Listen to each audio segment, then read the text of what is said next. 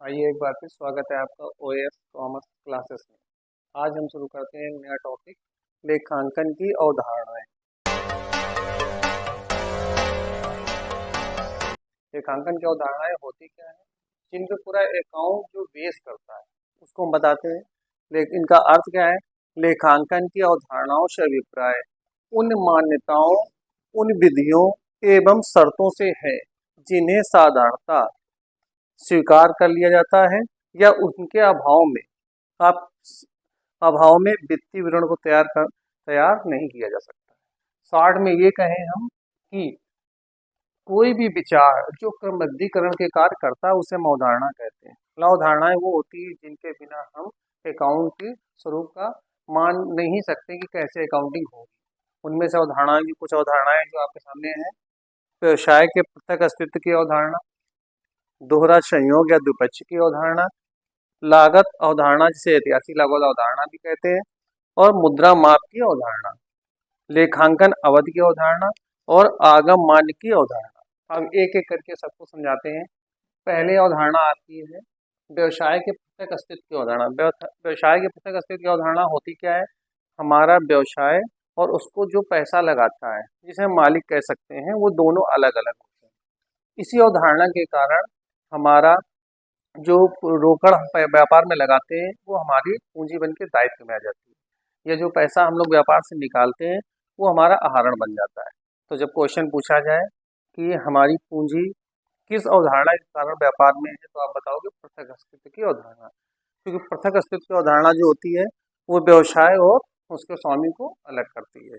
दूसरा है दोहरा संयोग या दुपक्ष की अवधारणा। दोहरा संयोग या दुपक्ष की अवधारणा, इसमें आपका लेखांकन समीकरण बनता है जिसमें पूंजी प्लस दायित्व बराबर संपत्तियां होती हैं।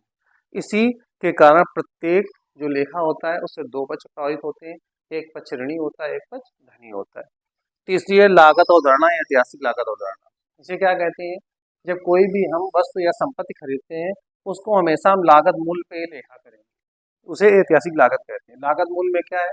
जितने की मशीन खरीदी गई, उसकी स्थापना के वे, यानी उसको चलाने तक के जितने खर्चे उतने उसमें शामिल हो जाएंगे जब तक वो स्थापित हो जाएगी। स्थापित होने के बाद फिर इसमें खर्चे उसके सम्मिलित नहीं किए जाएंगे।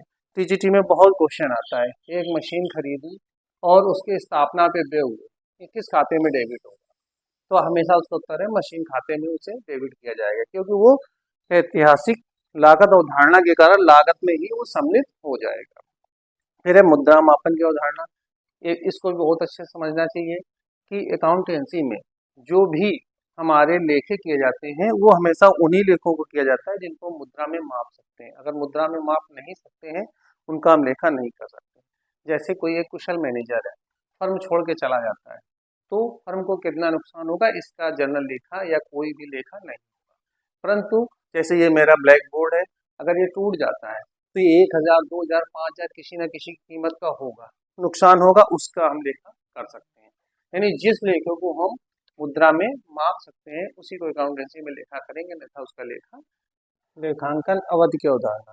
लेखांकन अवधि की अवधारणा क्या होती है कि जो हम लेखे करते हैं उनकी एक निश्चित अवधि होनी चाहिए, चाहे 1 महीने की हो, 2 महीने की हो, 4 महीने की हो, 6 महीने की हो, 3 महीने की, 1 साल की होना, कोई एक निश्चित अवधि होना चाहिए। जैसे हमारे यहाँ दो अवधियाँ चलती, एक कैलेंडर वर्ष चलता है 1 जनवरी से लेकर 31 दिसंबर तक। दूसरा चलता है वित्तीय वर्ष जो 1 अप्रैल से शुरू होता है और 31 मार्च को खत्म होता है। अब अधिकतर सभी फर्में जो आपका वित्तीय वर्ष अपनाने लगी हैं, जिनकी अवधि क्या होती है? 1 अप्रैल से शुरू होता है और 31 मार्च को खत्म होता है। आगम मान्यता की अवधारणा है। आगम मान्यता की अवधारणा के अंतर्गत हम तब तक इसका लेखा को विक्रय नहीं मान सकते हैं जब तक कि उसका हम पैसा प्राप्त ना कर लें। पैसा प्राप्त करने का मतलब है कि ये नहीं कि कैश में आ जाए, रोकड़ में भी हो सकता है और मेरे देनदार भी हो सकते हैं। इसकी सीधा सा अर्थ इतना है कि इसको हम जब तक माल क्रेता को सुपुर्द नहीं कर देते, माल मेरा क्रेता के पास चला जाएगा, या तो वो मुझे नकद पैसा दे देगा या हमें उसके देनदार बन जाएंगे, तब हम अकाउंटेंसी में उसका लेखा कर सकते हैं। अगला हमारा है पूंजीगत और आयगत व्यवहारों की अवधारणा। पूंजीगत व्यय, आयगत वे क्या होते हैं? पूंजीगत वे होते हैं जिनका लाभ हमें कई वर्षों तक मिलता है और उनकी एक मुश्त हम रकम उसमें लगाते हैं। जैसे हमने कोई एक मशीन खरीदी, उसका लाभ हमें कई वर्षों तक मिलेगा, इसको हम पूंजीगत कहते हैं। आयगत व्यय क्या होते हैं? आयगत व्यय वह होते हैं जिनका वर्ष में ही हमें, एक वर्ष के अंदर ही हमें लाभ मिलता है, ऐसे व्ययों को हम आयगत व्यय कहते हैं। जैसे वेतन है इत्यादि जो खर्चे होते हैं वो सब आयगत है। जिनका लाभ हमें एक वर्षों तक मिलना है वो हमारे आयगत व्यवहार है, और जिनका लाभ हमें कई वर्षों तक मिलना है वो पूंजीगत व्यवहार है। अगर आपको ये मेरा वीडियो अच्छा लगा हो तो इसे सब्सक्राइब कर दीजिएगा, लाइक कर दीजिएगा, शेयर कर दीजिएगा। जय हिंद।